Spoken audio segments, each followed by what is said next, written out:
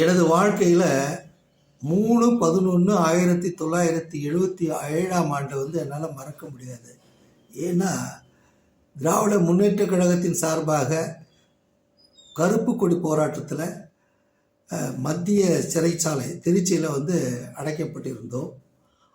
அப்பொழுது மாலை நேரத்தில் விளையாடுவது, பாடுவது, ஓடுவது இதெல்லாம் பொழுதுபோக்குக்காக செய்து கொண்டிருக்கின்ற வேளையில் பல சட்டமன்ற உறுப்பினர்கள்லாம் எனக்கு பழக்கமானார்கள். அந்த நேரத்தில் என்னுடைய குரலில் நான் பாடுவேன்.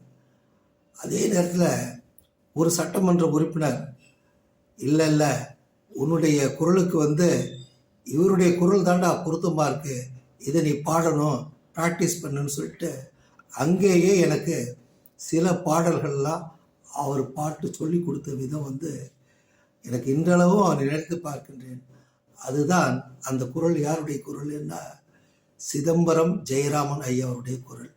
அதனால்தான் அந்த குரலிலே நான் இசைக்குழுவிலே பாடிய போதும் சரி, தனிப்பட்ட முறையிலே பாடுகின்ற பொழுதும் சரி, சிதம்பரம் ஜெயராமன் ஐயாவுடைய குரலில் தான் பாடுவேன்.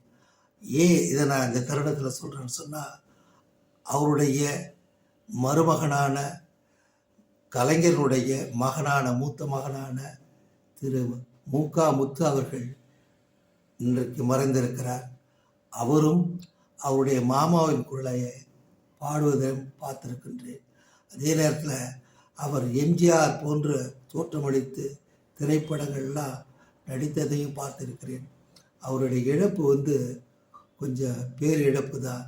ஏன்னா அவர் கலைஞருடைய மூத்த மகனாக இருந்தாலும் ரொம்ப பிரபலமாகாமல் நிறைய பேருக்கு தெரியாமலேயே இருந்த காரணத்தால் அவருடைய இழப்பு, அவருடைய வாழ்க்கையெல்லாம் வந்து பல கஷ்டங்கள், பல மாற்றங்கள்லாம் ஏற்பட்டு இன்றைக்கு நம்மை விட்டு பிரிந்திருப்பதை பார்க்கின்ற பொழுது மனம் கணக்கிறது.